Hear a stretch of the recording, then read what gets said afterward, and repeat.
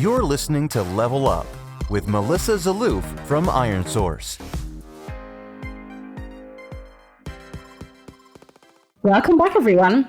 I'm Melissa Zalouf, and you're listening to Level Up, the podcast for people who love making, growing, and of course, playing games.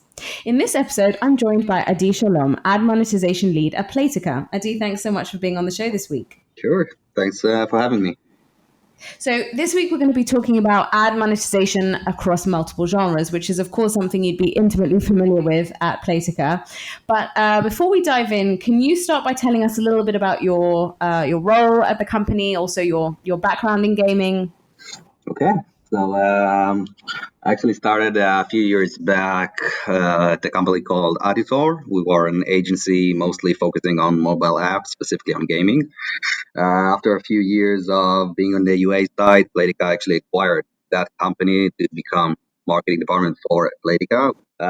From that, basically working on projects, one of them being ad monetization. Over time grew the operation, and now focusing the entire ad monetization activity across Playtika's games. So do you have a preference between user acquisition or marketing and monetization? It's like choosing one of your kids, who do you like? So that essence, yeah, I must say that obviously I'm pleased where I am, but still very fond of the user acquisition side.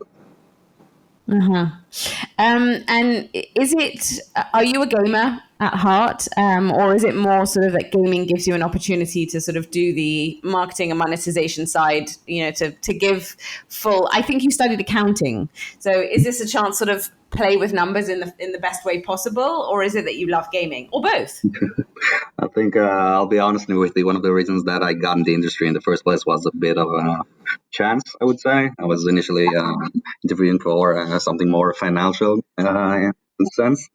But yeah, I think my gaming background obviously gives some advantage of monetizing for ads and gaming, since you can really relate to users and what they would like to see and what they would like to how they would like to integrate with your game. Obviously gives an advantage. I think at least for my team, one of the things that I'm looking for always is some gaming background is always a plus for me. Mm-hmm. The number side is also could be a nice tweak. Mm-hmm. So you're at Playtika, which is one of the biggest gaming companies in the world, and also has been a company that's been super acquisitive over the last while. You've acquired Jelly Button, Wooga, Super Treat, obviously Seriously more recently, which has also added a few different genres into Playtika's portfolio, which is part of what we want to talk about today. How has this sort of, now that you have more casual titles in the portfolio, has this changed the culture of the company at all? I think the way Playtika was originally built and the way we operated from back in the day is that each studio, each game basically has its own studio, its own separate entity in a sense, that is making all the decisions for that game. So in essence, the addition of more games, basically they still operate independently, and the main focus on what I can say, the main change from adding more casual games to the mix, it's more on the cultural side of maybe more knowledge sharing, keep growing, keep learning a bit more on that aspect. I'm sure. So this sort of connects to a larger trend that seems to be happening in the game industry of diversification, where more and more studios who obviously have the capital to make acquisitions are diversifying into casual and hyper casual, or even not just through acquisitions. Why do you agree this is a trend, and if so, why do you think it's happening? I do agree this is a trend. I think the main reason, again, might need to ask one by one, but I think, in my opinion, the reason why it happens is that there is, generally speaking, I think there is a very, very major trend in M&As. Currently, most of the big players are becoming bigger, and I wouldn't say necessarily the small ones are declining, but the big ones are getting bigger, and one of the ways to do that is M&As. And regardless to that, best way to do, I think, diversification, and most likely other genres as well. I don't really see any reason why I don't know, a strategy game developer wouldn't necessarily go to casual games or RPG games or any type of game. And this is sort of now a good bridge for talking about the main focus of our of this episode. Playtika has actually mentioned before that it thinks of itself more as a monetization company than a games company. Mhm. What does this actually mean in practice? I think there's probably some games professionals out there who would think perhaps the two are mutually exclusive. But kind of can you talk a little bit more about what that means for Playtika? Yeah, I can tell you internally how the way that we look at it. I think it might sound a bit confusing at first, but the idea is that we look at it as if we're a B2C company, not necessarily a gaming company or any specific genre of game. What makes Playtika unique is not the ability to develop a really nice game, or what's unique about us is the way that we can acquire a new company tomorrow and basically plug and play all the technology and the know-how. And so in theory, even I don't know, a flashlight app, if you acquire one tomorrow, would have the same set of tools and basically applies there as well. So then inside a company that values technology and presumably it's a big part of the technology, the plug and play kind of infrastructure that you're offering to games or any other consumer app is the monetization and the marketing side of things. How does that sort of definition of Playtika as a monetization or let's say like a tech company position your team within the large organization? Okay, so since the ad monetization activity is managed on the marketing department, not the only one, but the main department that is working across studios. So the way that we operate is my team has a weekly task force meeting with relevant product, economy, VA, BI, art teams to develop the future even further. So regarding to that, obviously we need always to give our input how we can leverage and increase ad revenues. But the main focus, I think, for us is, in addition to adding ad revenues, is how we can combine it in the game, not to damage anything live in the game. And so am I right in thinking then that monetization and marketing teams are sort of sit cross studio and you're serving each studio with whatever they need in terms of monetization and marketing? My question then would be sort of how do you manage, is it a struggle to prioritize across different studios? Yeah, but I can tell you like we have like a phrase in marketing here that's hard to translate in English, but it's we want to do everything. It's not like a quantity or quality; it's both. So if we want to invest more focus in in one specific game and we're a bit low on capacity, we just increase the capacity. Got it. I wouldn't mind adopting that attitude myself. So we've talked a little bit about the structure of the team inside the company, but also within the team, your structure is quite interesting. So each monetization manager works on 3 different titles: a casual, a hyper casual, and a casino title.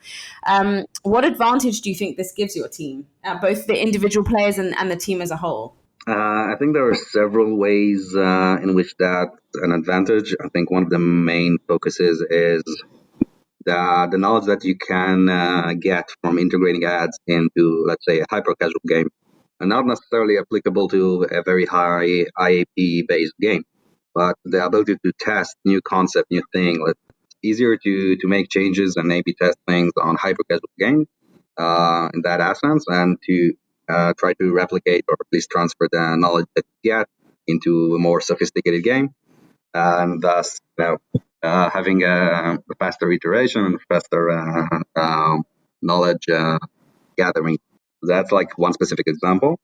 In addition to that, I think on a personal level, I think it's more interesting to diversify. I wouldn't necessarily want any of my team to get bored only to integrate ads in casual games or in casino games. I think one of the advantage of having different genres of game is that we can offer our employees diversify their day-to-day as well. In addition to that, if one of my, let's say I would do it differently, and one of my team will be focusing more on the casual games and one of the casino games, and that will be the operation. So even on the technically management side, I would prefer to have the advantage of, if someone is sick for a week, someone can quickly take over and it's not to learn a new practice. Makes sense. And looking at it just from a high level at the moment, how does monetization differ for each genre? I think what mostly, I think the main issue everyone needs to be aware of is the balance between IAP and ad revenues. So the more IAP heavy the game, the more cautious you need to be, and the more segmentation heavy, and you need to tailor the reward type and amount to each specific user and what. Let's say I'm a paying user, and you need to, I don't know, my experience will be very different than, I don't know, someone who started to play yesterday. So we need to offer something that's relevant for everyone if we're aiming for the high engagement rate. So that's the way we approach things. On contrary, on a hyper casual, basically most users are pretty much similar. Everyone is new, and we don't really see any long term potential. And how do you and members of your team get familiar with new titles or new genres that Playtika acquires, both on the monetization and on the monetization side and more broadly? Okay.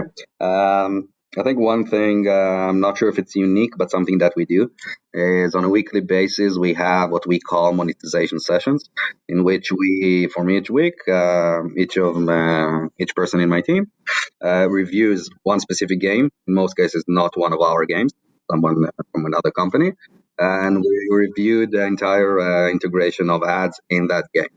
So each week, everyone summarized what they liked, what they think should work or shouldn't work.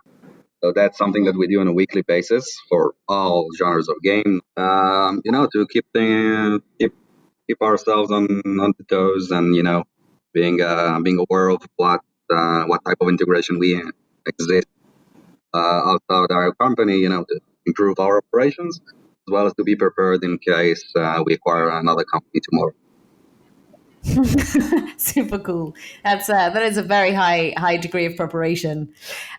So we've talked about the fact that you have a very large and diverse portfolio, and that certainly on the hyper casual and casual side that relies more heavily on ad monetization. Presumably, you're sort of also working hard on making sure that you've optimized your waterfall setup. Can you talk a little bit more about how you organize the waterfall for each different genre? Okay, so for hyper casual, since the scale is obviously larger, the waterfalls are a bit more complex, and what we usually aim for is to maximize the ARPDA, whatever the case is. So in that essence, usually the waterfalls are more complex, a bit more line items. We optimize faster, and usually we monitor things more on a daily basis. Contrary to that, in casual games, we can have more sustainable long-term deals, and we're more concerned of sustainability of the waterfall. So in some cases, difference in the pricing could be usually greater than in hyper casual. You want to squeeze each penny. For very high IAP games, the focus is a bit different depending on the segment. Just an example, in some cases, we would even avoid maximizing ad revenues just to give a better experience for users. Mm-hmm. This actually brings up an interesting point, which is something you've already sort of touched on.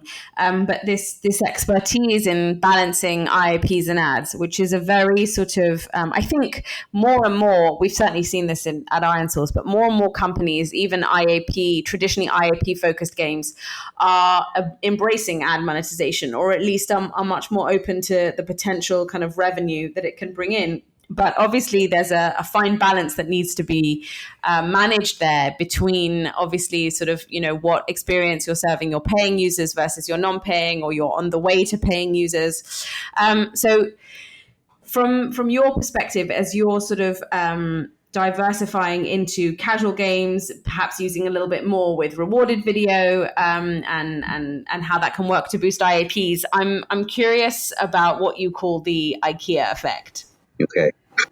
So that's a tricky one. I'll be honest, it's actually coined by an economist called Don Ariely, I think. So I might have misused the name a bit. But I'll give you an example of something that we do, and specific methods that we can think of optimizing or boosting in-app revenues or any other thing, really ad revenues. So there is a concept in which if I'll give you something for free, you won't necessarily treat it as if you needed to work for it. As an example, you can, as a reward for watching a video, I can give you I don't know, a 20% coupon for I don't know, a pack of coins. Okay, so I could give you that reward for seeing an ad, and instead I can just give you the coupon regardless. We do all the time. We give sales without any conditioning, but the effect sometimes for users having to work for it, meaning to see the ad 30 seconds in length in order to get it, in some cases make them feel, increase their value for them, and in some cases could even boost in revenue. That's an example of something that could be done, or at least in my opinion, something that's uncommon at monetization when focusing not just on ad revenues as a standalone, but also monitoring the IAP revenue.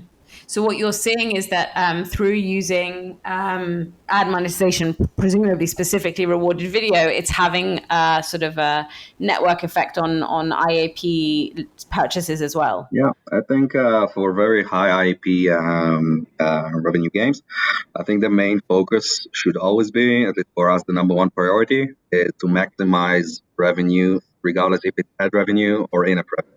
That's the way we look at it. And for other IAP heavy games, I would recommend the same. It's a matter of how you maximize the revenue, not just ad revenue.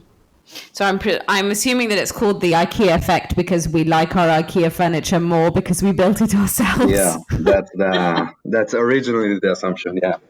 I see. And what are some of the ways that you guys implement rewarded videos to boost IAPs? Trying to think of a specific example, but not too specific. Right, you can't give away your secret sauce. Yeah. Need to save something. So I'll give you an example. You can use it for one of the advantages of rewarded videos is you get an attention from users. That's the reason why it's more effective. Let's say for officials or banners or anything else.